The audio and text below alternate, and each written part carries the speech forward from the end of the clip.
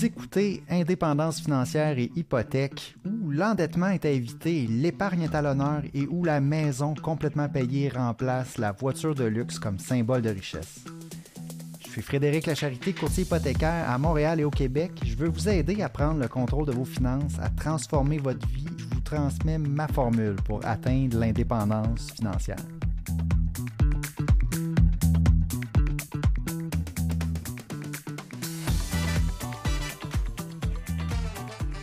Salut, on est jeudi 22 août, jeudi matin. Je vous fais mon rapport donc, de la journée 3 du défi liberté de IMOFacil. J'ai assisté hier à la présentation. Donc, ce que je fais, c'est que je vous refais un peu la présentation, mais je ne vous refais pas vraiment la présentation. Je ne peux pas la faire aussi bien que Ghislain. Évidemment, il l'a fait dans hier soir. C'est son contenu. Mais moi, je l'ai écouté. Puis, ce que je fais, je rapporte, je reviens avec le contenu qu'il a fait, puis je donne un petit peu mon grain de sel. Je vous donne ma perception, ma vision. Je fais le parallèle peut-être avec un peu, moi, ce que j'aime mieux pour atteindre l'indépendance financière versus ce qui est proposé. C'est des idées, il ne faut pas être fâché. En fait, moi, je vous encourage à vous inscrire si vous voulez faire de l'immobilier. Allez voir IMOFacil. Eux, ils connaissent ça. C'est des passionnés de l'immobilier. Puis, c'est super intéressant. Là, tous les 5 jours, le défi liberté. Je reviens un peu avec c'est quoi le 5 jours défi liberté de IMOFacil. Donc, c'est ça. C'est 5 jours, une séance d'1 heure en live sur Facebook. J'ai fait 2 autres épisodes qui ont sorti hier puis avant-hier sur le jour 1, le jour 2. Le jour 1, c'était pourquoi le chemin actuel vers la liberté et la retraite est fondamentalement brisé. Donc, l'idée, pourquoi que, c'est ça, justement, la retraite, pourquoi que ça ne marchera pas, pourquoi qu'on n'arrivera pas à l'indépendance financière si on fait juste ce que tout le monde fait, en gros. Déjà là, moi, j'accrochais un petit peu, là, surtout quand on parlait que l'épargne, c'est le diable. Là. Il ne faut jamais épargner, apparemment. Je pense que c'est une question de langage, là, peut-être. Mais moi, l'épargne, j'aime ça. Puis je pense qu'en réalité, il faut vraiment épargner. Même si on veut faire la stratégie d'investir en immobilier, tu dois d'épargner à quelque part. Puis même, on va le voir aujourd'hui dans le jour 3, qu'à quelque part, c'est écrit en petit caractère peut-être, mais oui, il y a de l'épargne à faire pour investir en immobilier. Le jour 2, on identifiait la nouvelle cible. Donc là, l'idée, c'est qu'on essaie de changer un petit peu notre vision des choses, qu'on ne doit pas nécessairement penser en termes de valeur nette, d'accumuler une pile d'argent, comme on dit, comme ils disent, puis de ne pas penser à accumuler 1 million, 2 millions, 3 millions de dollars, comme je dis souvent dans les émissions, en fait. Lui, il dit de faire d'autres choses, il dit de penser en termes de cash flow mensuel. Donc, d'aller vers, de se créer un guichet automatique. Notre nombre libérateur, en réalité, c'est un montant mensuel passif qui rentre dans notre portefeuille. Puis ça, c'est super beau, là. Tu sais, l'idée conceptuelle de tout ça, c'est évidemment que c'est attirant, puis parce que c'est décourageant de penser, si on est à 0, qu'on doit se rendre à 3 millions avant d'être... Fait que je comprends l'idée pourquoi on arrive avec ce changement de mindset-là. Mais en bout de ligne, il faut quand même augmenter sa valeur nette. En réalité, là, on ne va pas devenir libre financièrement. Notre valeur nette, peut-être que notre valeur nette, elle va augmenter. Peut-être que c'est vrai que si on focus, si on ne se concentre pas nécessairement sur ce chiffre-là, ça va peut-être être plus facile, mais j'ai quand même des petites réserves, surtout pour ce qui est de l'endettement par rapport à nos actifs, nos passifs. Faut qu'il y ait une bonne différence là, entre nos actifs, nos passifs. C'est pas juste une question de cash flow pour être indépendant, parce qu'en bout de ligne, si tu es dépendant de tes créanciers, tu n'es pas vraiment indépendant. Mais bon, je continue quand même parce que, bon, c'est ça que l'immobilier, c'est un des véhicules les plus populaires, c'est un des chemins empruntés par beaucoup, beaucoup de gens pour s'enrichir. Puis, IMOFacil, c'est des passionnés, des investisseurs immobiliers qui ont une formule à proposer. Puis moi, j'aime ça, les formules, je trouve ça intéressant de les étudier, puis de comprendre comment les gens font, comment on va se rendre jusqu'à, justement, la liberté financière, l'indépendance financière, avec ce processus-là. Puis le jour 3, c'est justement, là, ça devenait un peu plus intéressant. On parle du processus.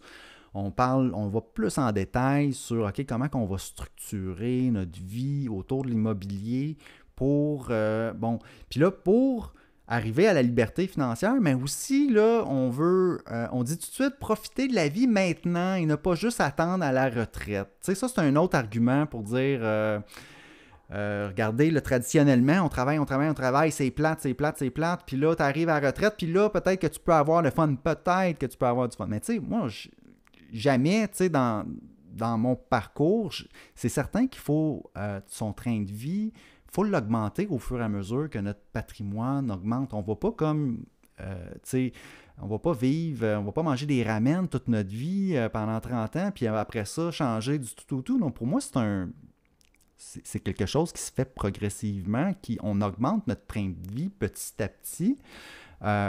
Tout changement drastique, évidemment, c'est pas. On s'entend que c'est pas pratique, c'est pas faisable en réalité. On va pas. Donc tu sais, on dit un peu la même chose.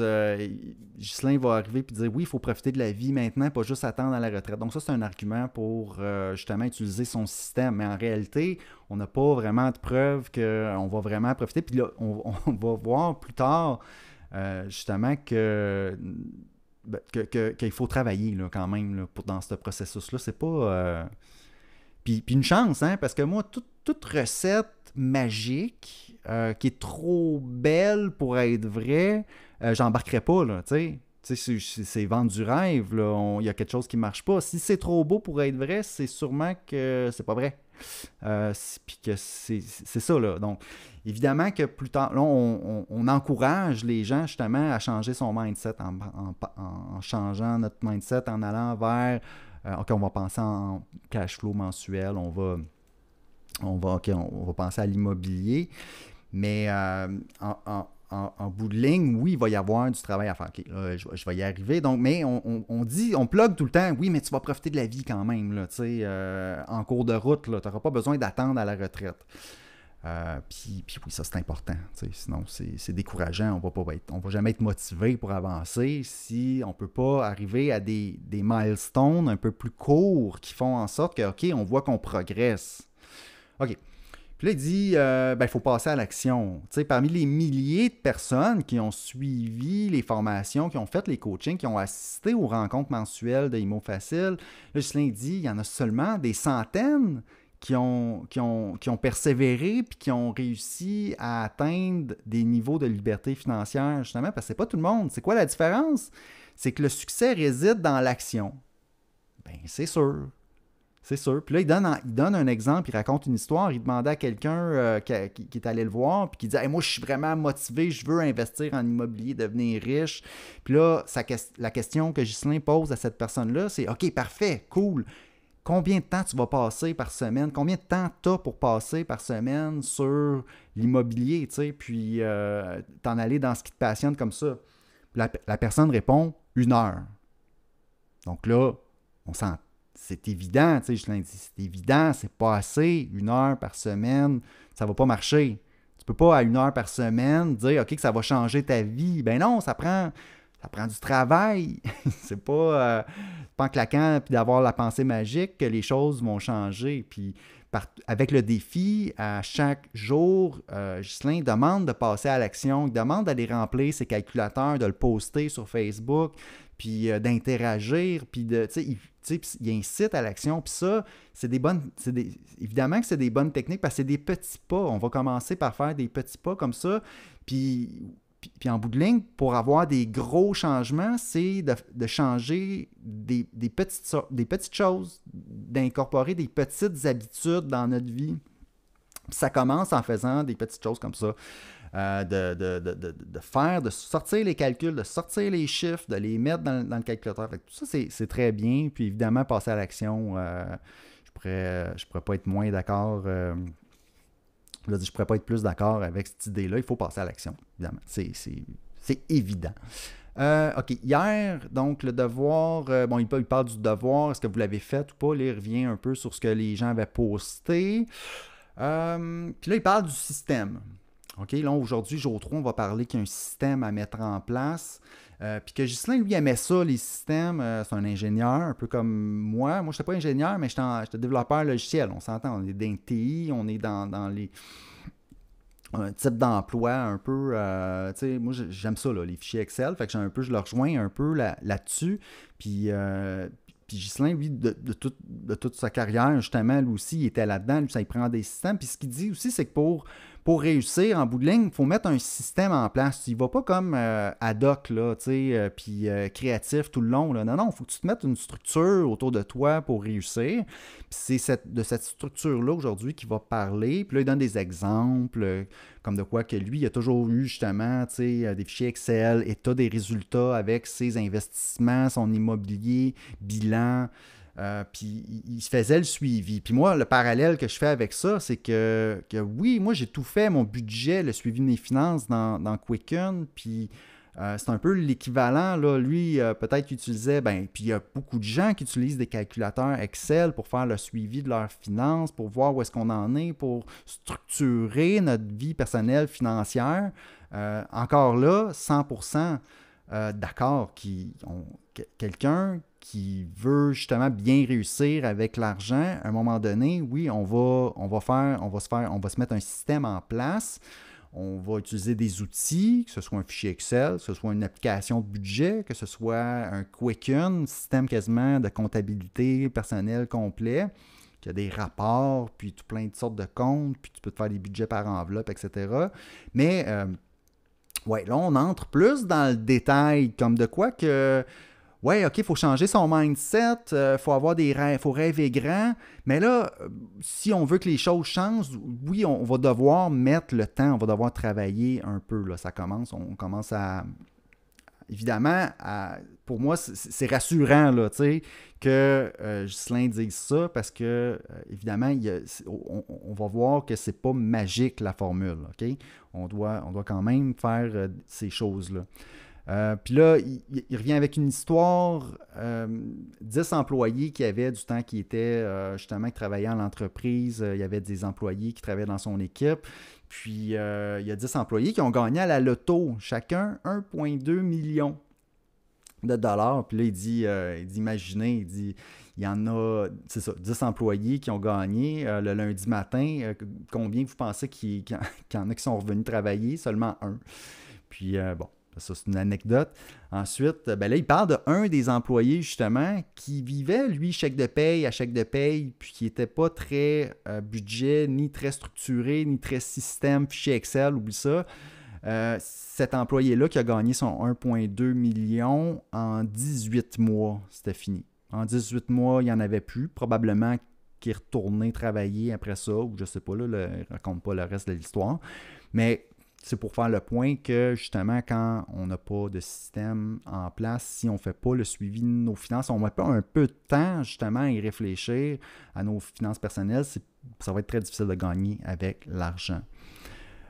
OK, donc fin des années 90, là, Ghislain revient avec son histoire, il y a un système qui est en place, il travaillait encore, qu'on commençait peut-être à investir un peu dans l'immobilier, il faisait affaire avec un planificateur financier pour l'aider, puis là, avec son planificateur, s'est rendu compte que, bon, c'était pas vergeux, là, les rendements qu'il y avait dans son CRI, il n'y avait presque rien accumulé. Il s'était essayé avec les penny stocks. Il avait investi dans des mines qui avaient tout perdu. Ça valait presque plus rien. Donc, il avait fait des essais comme ça. Puis, il s'est rendu compte avec son planificateur financier que le seul investissement vraiment qui fonctionnait, c'était ses immeubles. Puis là, même son planificateur financier, à un moment donné, il a dit, regarde, il dit, toi là, peut-être que dans ton cas, ce que tu devrais faire avec ton argent, c'est de l'immobilier. Parce que quand je regarde tout ton portefeuille, c'est ça qui marche avec toi. Fait que là, ça, c'est un autre argument pour dire, ouais, OK, tout l'investissement sur les marchés financiers, tout ça, c'est pas fait pour tout le monde. Il y en a que c'est mieux d'aller dans l'immobilier, c'était son cas à lui. Puis même son planificateur financier, qui d'habitude, les planificateurs financiers sont payés avec l'actif sous gestion. Fait que tu sais, imagine pour qu'un planificateur financier dise ça, c'est parce que ça devait être vrai, tu sais, puis c'est un...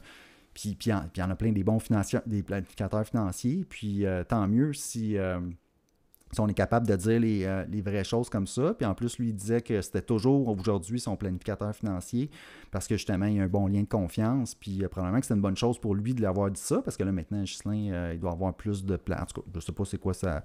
Si maintenant, il investit un peu plus à la bourse ou dans les marchés financiers qu'avant. Bon, ça, l'histoire ne le dit pas. Mais, OK, je continue. Donc, c'était pour raconter un peu son histoire.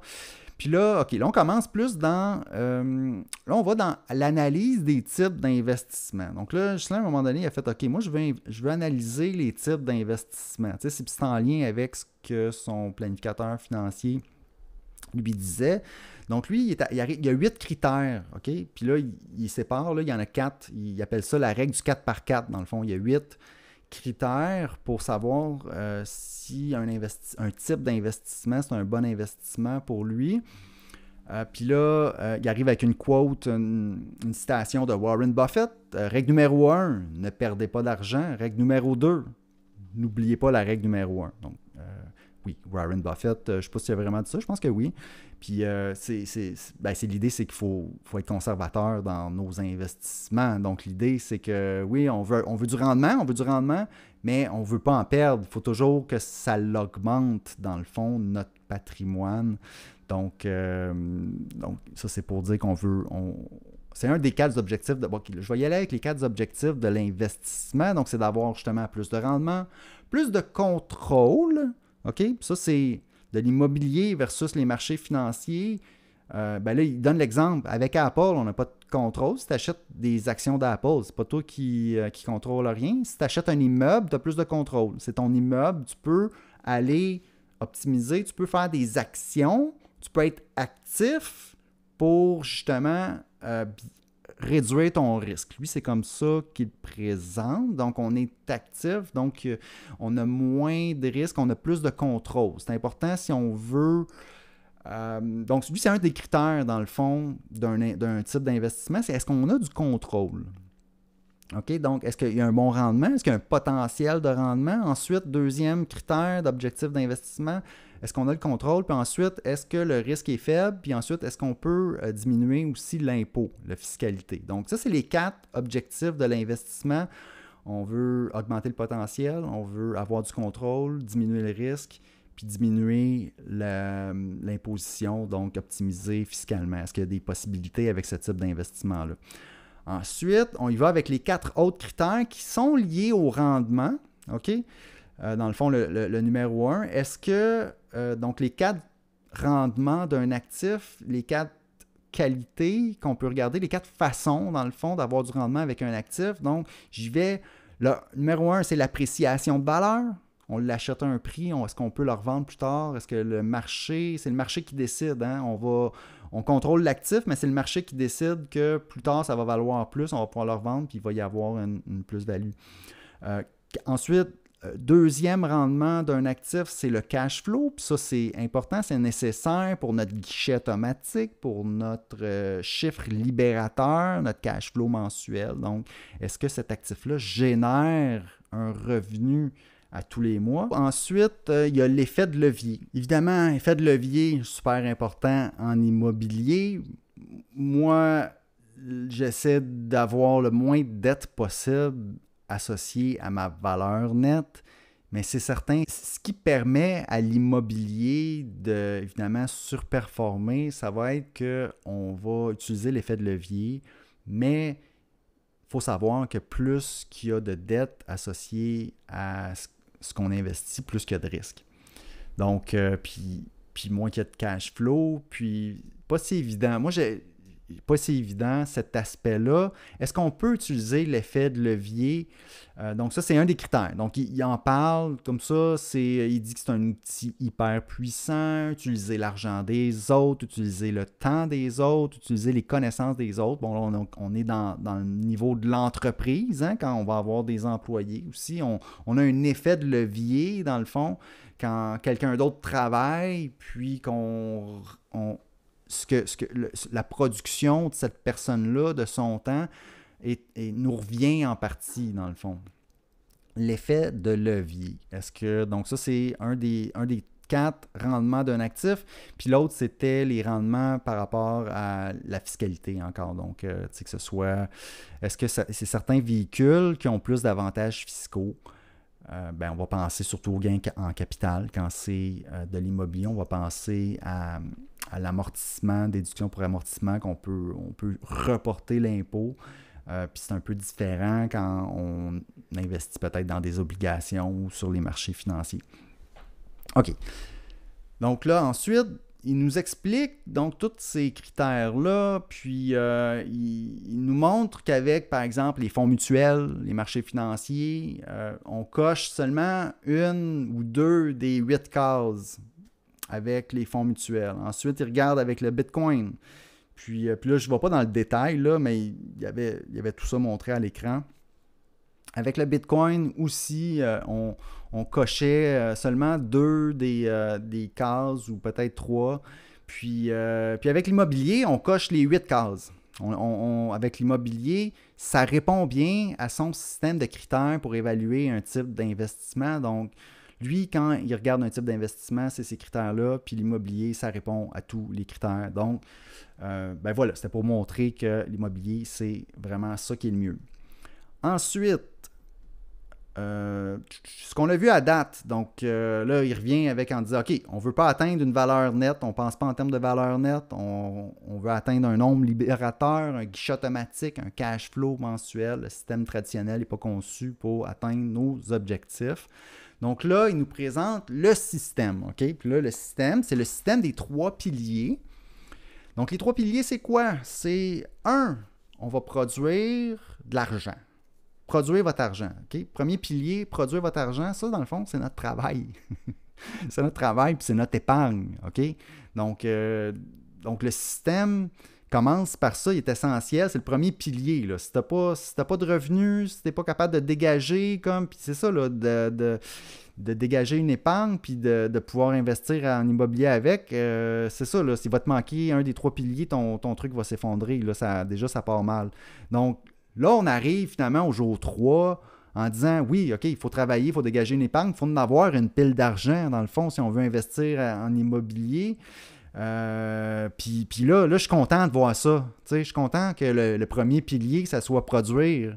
Puis là, ce qu'il dit, c'est que la façon que vous allez produire après ça, si vous autres, vous voulez faire des flips, par exemple, vous voulez faire du développement de terrain, travailler, ce qui est du développement immobilier actif, ça, c'est à vous, ou peut-être c'est votre emploi, ou peut-être que vous êtes travailleur autonome, puis vous êtes courtier immobilier, puis vous pouvez travailler autant que vous voulez pour aller chercher autant de revenus que vous voulez. Donc ça vous appartient. Ça, c'est chaque individu va y aller à sa façon. Mais c'est un des 3 piliers, dans le fond, pour le système des 3 piliers. Puis quand on part de zéro, évidemment, ce pilier-là, on va pouvoir peut-être plus tard, quand on va arriver justement à la liberté financière, peut-être que il va être moins nécessaire parce que le produire votre argent, le pilier numéro 1, ça va peut-être se faire via justement l'immobilier. Mais au début, si tu n'as pas d'immobilier, il faut le travailler. Ensuite, le pilier numéro 2, c'est sécuriser. OK? Une fois qu'on le produit, notre revenu, là, il dit tu le sécurises. Puis là, tu le protèges des 2 plus grandes dépenses, soit tu le protèges de l'impôt, puis tu le protèges de l'inflation, ton revenu. On n'est pas allé dans les détails pour faire ça. Ensuite, il dit il y a 3 aspects différents là, à sécuriser. Ben oui, en fait, c'est ça le détail. Il y a 3 aspects différents à sécuriser. Justement, le pilier de sécuriser ton revenu, ton argent, c'est d'avoir, une bonne structure corporative. On dit probablement qu'on va devoir s'incorporer puis mettre nos immeubles dans des incorporations pour protéger, pour s'éviter que si on se fait poursuivre, etc. Bon, là, il y a tout plein d'aspects légaux que les investisseurs immobiliers vont utiliser justement pour se structurer. Donc là, lui, il dit que c'est dans le pilier numéro 2. Dans les 3, il y a 3 aspects différents. Une bonne structure corporative. Ensuite, utiliser l'aspect fiscal. On revient encore avec l'impôt, c'est important. Utiliser l'aspect fiscal, optimiser l'impôt. Puis ensuite, utiliser un coffre. OK? Puis là, ça, il dit, cet aspect-là, c'est peut-être l'aspect que vous n'avez pas entendu. Puis là, regardez comment il l'a décrit. Le coffre, on va utiliser un véhicule financier qui est légal. Qui va permettre de grossir ton argent, qui va permettre de diminuer ton risque, d'augmenter ton contrôle, qui va permettre de mettre de l'argent dans ton coffre, mais tu peux le sortir si tu veux. Le coffre répond aux 4 critères. Et puis là, j'y vais parenthèse, OK? Pas selon ce que Ghislain a dit, mais là, j'y vais de ma propre interprétation de qu'est-ce que le coffre. Moi, j'ai l'impression que le coffre, c'est du infinite banking. C'est une stratégie avec une assurance vie, avec une whole life. Donc, infinite banking. Bon, ça, c'est une autre. Ça, c'est une chose que j'aime moins. En tout cas, moi, j'ai pas d'assurance vie, justement. En tout cas, j'embarquerai pas dans le détail, dans le fond, de c'est quoi une whole life insurance puis le infinite banking, mais quand Ghislain parlait du coffre, tu sais, vous irez lire, là, c'est ce à quoi ça me faisait penser. Puis là, parenthèse aussi, là, tu sais, quand on parle de simplicité là, de nos finances personnelles, ben là, vous voyez là, que dans la section sécurisée, là, le deuxième pilier là, du système des 3 piliers, là, on n'est pas dans le simple. On n'est pas dans le simple, on est dans des structures corporatives, on est dans l'optimisation fiscale, on est dans un coffre, un véhicule financier légal qui permet de grossir, diminuer ton risque, augmenter ton contrôle, Puis je pense que c'est de l'infinite banking. Puis là, ça, là, pour moi, c'est compliqué. C'est compliqué, on est ailleurs, on n'est plus dans... donc, c'est ça. C'est un petit peu ce qui me faisait peur quand j'allais investir, quand j'étais prête à peut-être faire un move pour investir en immobilier. Je suis comme, ouais, mais tu sais, moi, toutes mes affaires, mes REER, tout ça sur Disney, c'est tout liquide, là, tu sais, d'un matin, je peux complètement tout liquider, puis j'aurais tout ça, là, je pourrais mettre ça sur la table du salon, là, tu sais. C'est pas compliqué, mes choses. Bon, peut-être pas les REER, là, évidemment, parce que quand on sort du REER, ben, c'est pour la retraite, là, on va être imposé.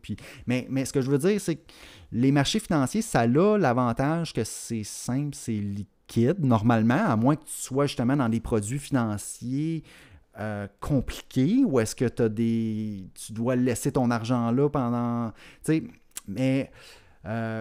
donc, c'est ça, le infinite banking, pour moi, je comprends. Je comprends qu'il y a des avantages fiscaux à aller utiliser l'assurance vie parce que, bon, il y a un traitement fiscal différent, mais ça, pour moi, c'est pas pour tout le monde. Il y a des gros frais.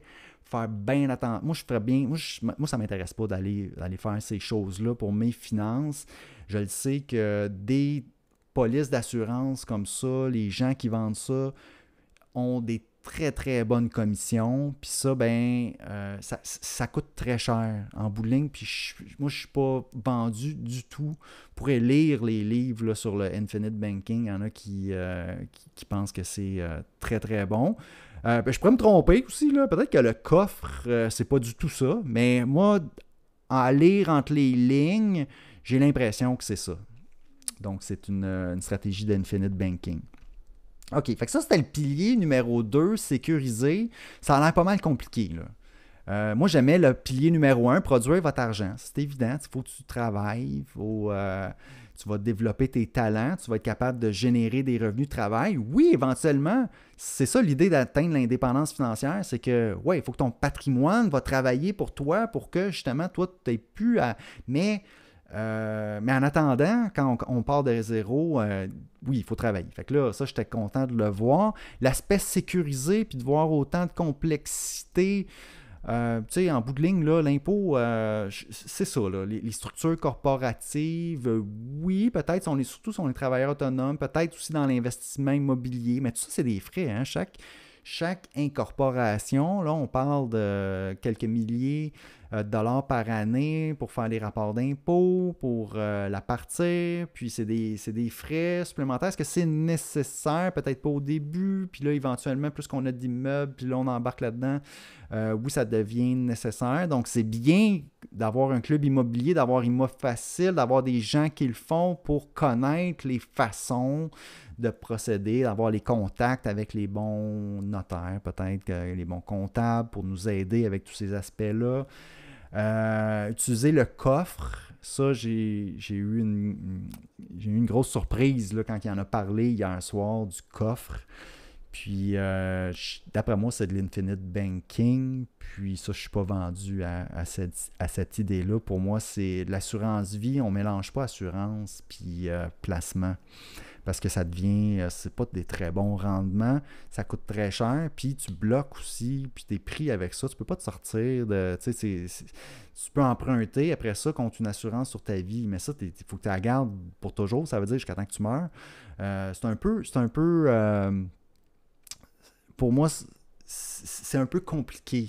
Moi, j'aime ça être détaché, j'aime ça pouvoir récupérer toutes mes billes, puis pas être attaché à des compagnies d'assurance, puis avoir un petit... Tu sais, on parle de contrôle.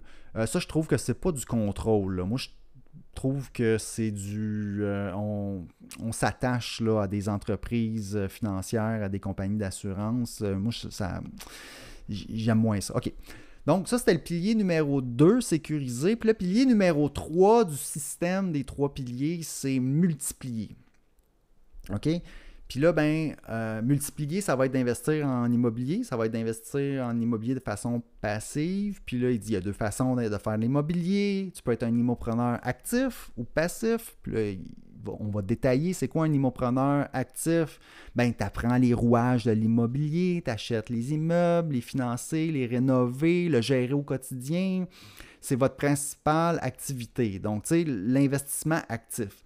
Mais là, il dit non, le multiplier, dans le fond, le pilier numéro 3, ça va être qu'on va faire de l'investissement immobilier, mais passif.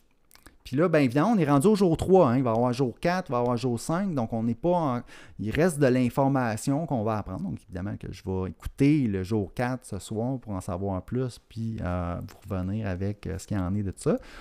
Mais ce qui est de l'investissement immobilier passif, c'est apprendre à gérer ses finances. On fait le ménage. On achète des immeubles sans casse-tête. On focus sur le rendement long terme. Puis on gère le cash flow et non pas les locataires. Ça veut probablement dire prendre des immeubles où est-ce que c'est assez rentable ou est-ce que tu vas avoir un gestionnaire qui va s'occuper de tes locataires. En tout cas, peut-être que c'est ça, peut-être que c'est d'autres choses. Comment qu'on fait? Puis là, il revient avec comment qu'on fait pour calculer le cash flow dans le multilogement. On prend le revenu brut locatif moins les dépenses d'opération. Ça, c'est égal au revenu net d'opération. Puis on enlève le paiement hypothécaire, puis ça, c'est notre cash flow. Puis il doit être gagné de façon passive pour être libre financièrement. Donc ça, c'est dans multiplier. On parle d'immobilier de façon passive. Évidemment que ça va être dans les prochaines rencontres, peut-être qu'on va être plus en détail, malgré que jour 4, ça va être comment construire ton plan personnalisé. Donc, on n'est pas encore là, peut-être qu'on n'en aura pas plus que ça sur la stratégie, autre que c'est les 3 piliers. Il faut produire de l'argent, sécuriser, multiplier. Peut-être en passant, là, produire le pilier numéro 1 aussi, là, une partie que j'aimais beaucoup, que je n'ai pas dit, c'est qu'il faut faire le ménage de ses finances. Il faut peut-être regarder un budget. Faire le ménage, ça veut dire probablement rembourser ses dettes, c'est un paiement de voiture, tout ça, tout ce que je parle, tout ce que Dave Ramsey dit dans le fond, là, Ghislain, il en a parlé comme rapidement, là, ça c'est comme au volet au pilier numéro 1, là, tu vas réduire tes dépenses puis tu vas devoir épargner, là, puis moi le contenu que je fais va être plus dans cette optique-là, puis on est moins comme dans justement l'investissement immobilier parce que j'en fais pas du multilogement là, fait que je vais pas aller là-dedans, mais là ce que je fais c'est que je rapporte un peu justement le défi 5 jours, jour 3, donc c'est pour ça qu'on en parle. Donc là les 3 piliers, OK, donc là on parlait des 3 piliers, ensuite on avait 3 citations pour soutenir l'idée que l'investissement passif c'est vraiment merveilleux. J'ai pas pris en note les citations. Le cash flow, ça va dans le coffre, puis après ça, on le refait sortir pour investir dans l'immobilier. Éventuellement, on n'a plus besoin de produire parce que le cash flow va rentrer dans le coffre. On va pouvoir même payer nos dépenses avec ça. On va pouvoir investir dans l'immobilier aussi parce qu'on va avoir tellement de cash flow qu'on ne saura plus quoi faire avec. Donc ça, c'est l'idée du coffre besoin. Donc, mais au début, il revient en disant, ben oui, au début, tu as besoin de produire. C'est important. Si tu pars de zéro, ça prend une production, là, au moins pour payer tes dépenses, pour vivre, pour payer ton loyer, puis tes dépenses de base. Puis aussi ton épargne pour ton immobilier. OK. Ensuite, il revient avec un calculateur. Là, il demandait de faire l'exercice, justement, d'aller évaluer ce que vous aviez, ce qu'on avait comme investissement selon les 8 critères, puis de voir si ça cochait. Tu sais, dans quoi qu'on a investi présentement nos choses, puis voir si ça répondait aux 8 critères. Puis là, ben, la majorité des gens, c'est le REER, le CELI. Donc, à moins. Puis là, il y a des gens, il y a beaucoup de gens qui assistent, par exemple, aux défis qui ont des immeubles. Donc, ils pouvaient répondre aux critères avec le fichier, le calculateur. Donc, ça, c'était comme le petit devoir. Ensuite, il nous a passé une vidéo d'inspiration, un témoignage de quelqu'un qui a fait le coaching chez Imo Facile, puis qui a persévéré, puis que maintenant est libre financièrement, voyage beaucoup. Donc, ça, c'est un beau témoignage pour montrer que, j'ai ça. Imo Facile et Ghislain, toute l'équipe de coach chez Imo Facile ont changé sa vie. Puis ça, ben, j'y crois que ça fonctionne, là. Si tu commits, puis que ça fit avec ta personnalité, d'aller vers ce chemin-là. Évidemment qu'avoir des coachs puis des mentors comme ça, puis ben oui, ça va te coûter un peu de faire du coaching, puis d'assister aux formations, puis tout ça, mais tu vas en bénéficier de par le réseautage, puis c'est ça qui va te forcer à passer à l'action. Donc, beau vidéo de témoignage qui nous a passé. Ensuite, tout est relié, les types demain. Donc, c'est ça, là. Demain, là, c'était une super journée aussi. Là. C'était peut-être la journée la plus importante. Comme il disait, là, il nous incitait à revenir demain pour la journée numéro 4. Là, il parlait aussi du VIP parce que ceux qui ont pris l'expérience VIP du défi Liberté pouvaient assister tout de suite après à une rencontre avec un expert en crédit. Puis là, c'est ça, t'sais, comment optimiser ton dossier de crédit. T'sais, le monde capote avec ça, là. Le monde, on veut optimiser notre dossier de crédit. Oh, comment je fais pour avoir la meilleure note de crédit? Ben, il faut que tu utilises le crédit. Pour faire ça, il faut que tu t'endettes. Puis, si tu as des problèmes de crédit, probablement que tu vas être très, très, très intéressé à savoir comment tu peux optimiser ton dossier de crédit. Évidemment, ça va être que tes marges, il ne faut pas que tu les utilises à 100%. Là. Ça, c'est not good. Il ne faut jamais que tu aies de retard de paiement. Fais tes paiements. Assure-toi que tu n'as pas de retard, que tu as des comptes. Là, ils vont dire ça t'en prend 1, 2, 3 ou 4. Moi, j'ai vu des super beaux dossiers de crédit. Tu as une carte de crédit plus un cellulaire avec TELUS. C'est bien correct. Tu n'as pas besoin là, d'avoir la grosse affaire. Puis c'est le temps. Combien que ça fait de temps que ton compte est ouvert? Puis, t'as-tu eu des retards? T'as-tu réussi à payer? Puis, c'est quoi le pourcentage de ta limite qui est utilisée? Là? Garde ça en bas de 30% idéalement. Là. Mais, puis ultimement, si tu es capable d'aller vers l'indépendance financière sans t'endetter, je pense que ça, tu as une méchante belle paix financière avec ça. Puis, mais oui, pour acheter ta résidence principale, ça va être difficile. C'est peut-être une bonne idée d'emprunter et d'essayer de rembourser ton hypothèque rapidement. Bon, là, je divague. Une autre chose qui a accroché mon oreille quand il parlait du VIP puis de l'expert en dossier de crédit qui allait donner des trucs pour augmenter sa cote de crédit. Après ça, il dit l'expert va vous donner un truc qui va vous permettre d'aller chercher entre 25 000 et 75 000 de crédit supplémentaire. Puis là, il dit c'est possible d'aller chercher ça peut-être pour sa première mise de fonds si vous n'avez pas d'argent. Donc là, c'est sûr, écoute, d'avoir des gens qui sont comme très excités à l'idée d'aller chercher 25-75 000 $.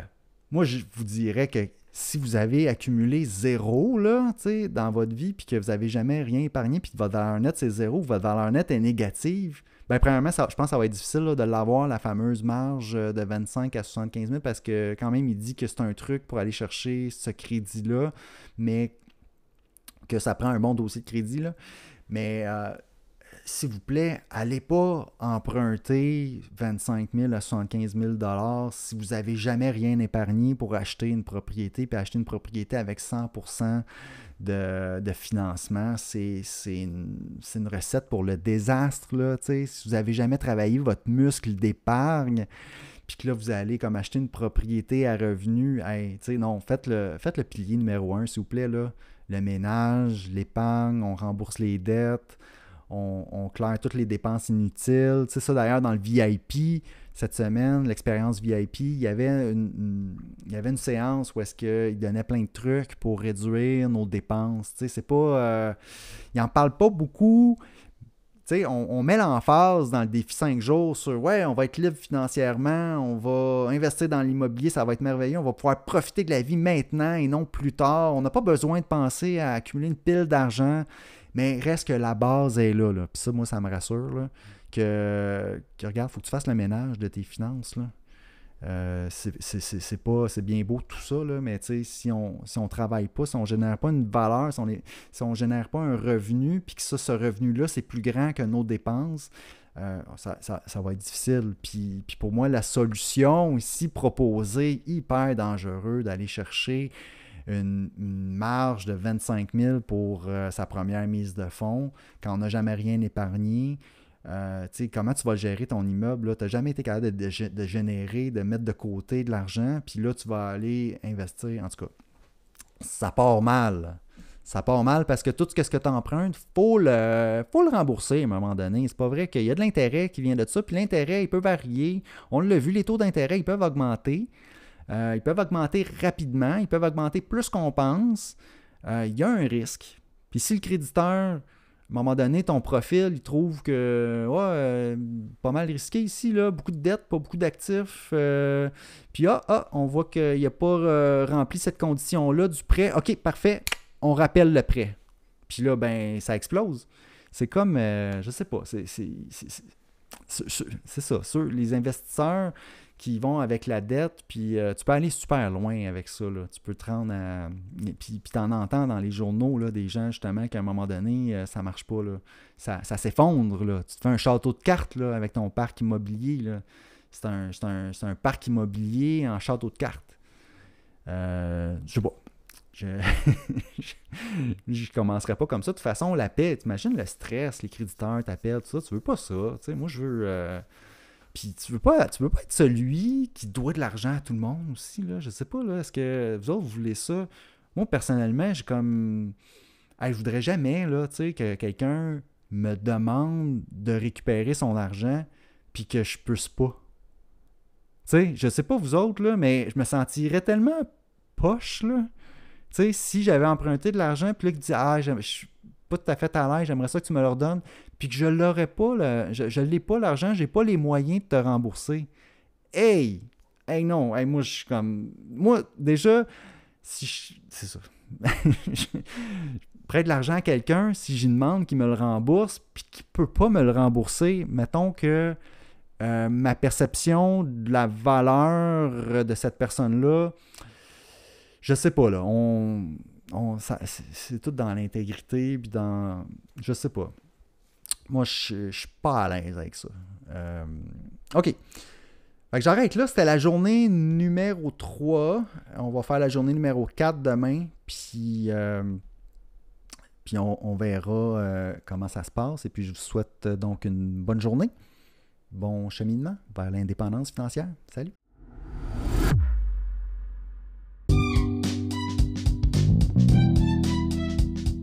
Alors, si vous avez apprécié l'émission, je vous invite à vous abonner.